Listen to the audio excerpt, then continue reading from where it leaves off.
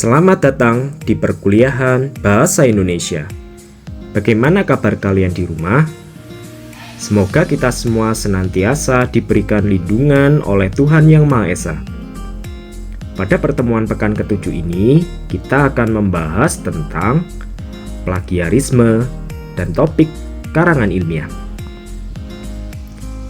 Secara detail, terdapat 3 subtopik yang harus kita pahami bersama.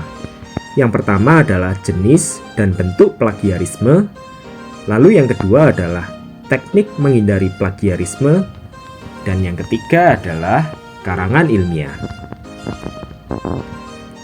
Tujuan dari perkuliahan kita kali ini nantinya, kalian semua diharapkan mampu menyusun karya ilmiah dan memproduksi presentasi akademik. Tentunya dengan memperhatikan langkah-langkah penyusunannya, serta terhindar dari segala aktivitas plagiarisme di dalamnya. Nah, berbicara tentang plagiarisme, apa yang dimaksud dengan plagiarisme? Menurut Kamus Besar Bahasa Indonesia, plagiarisme adalah penjiplakan yang melanggar hak cipta.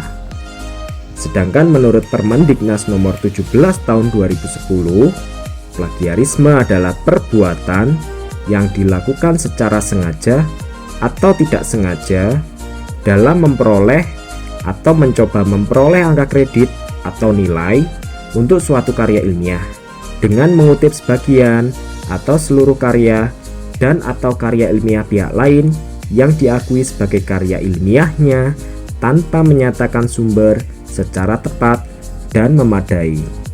Ini artinya jika tetap melakukan kegiatan plagiarisme, itu artinya si plagiator sudah siap dengan tuntutan pidana maksimal 7 tahun dan atau denda 5 miliar rupiah.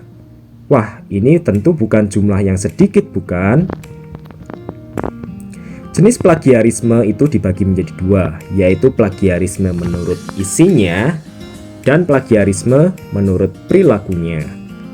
Jenis plagiarisme menurut isinya dibedakan menjadi 4. Yang pertama adalah plagiarisme ide, yang kedua plagiarisme isi, yang ketiga plagiarisme kata, kalimat, dan paragraf, dan yang keempat plagiarisme secara total. Sedangkan plagiarisme menurut perilakunya dibedakan menjadi 2, yaitu plagiarisme tidak disengaja dan plagiarisme yang disengaja. Ini artinya tidak ada celah sedikit pun bagi plagiator untuk melakukan aksinya. Berikut ini adalah bentuk plagiarisme yang sering dilakukan oleh penulis atau peneliti, baik secara sengaja maupun tidak sengaja. Nah, kita harus hati-hati ya. Yang pertama adalah bentuk plagiarisme kata. Yang kedua adalah plagiarisme parafrase.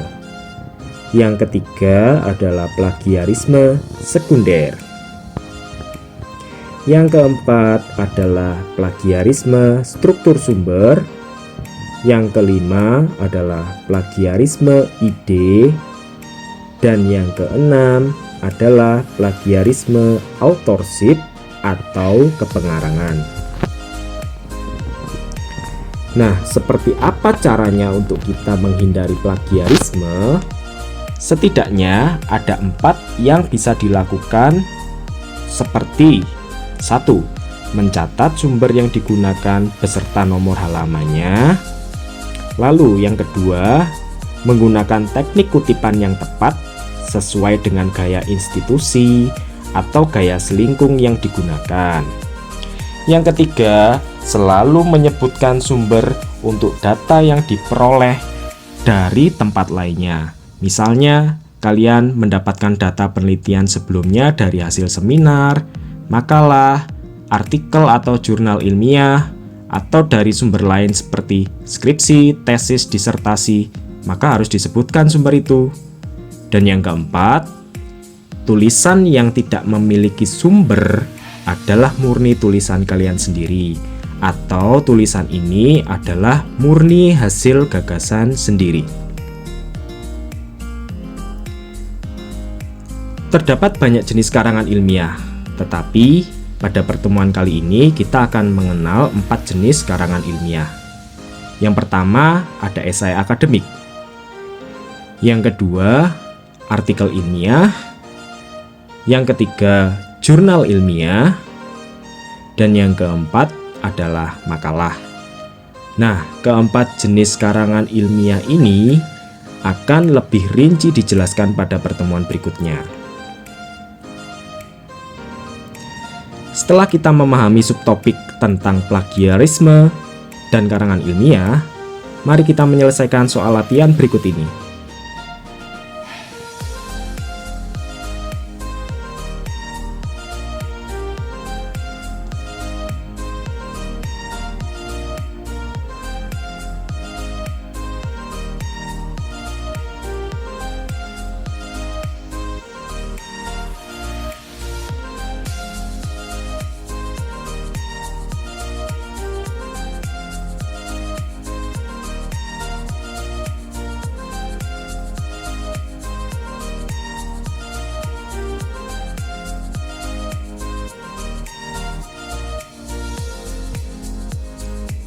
Nah, itulah tadi penjelasan kita tentang plagiarisme dan karangan ilmiah. Untuk menunjang perkuliahan ini, kalian dapat menyimak referensi yang telah disajikan pada akun Binus Maya masing-masing.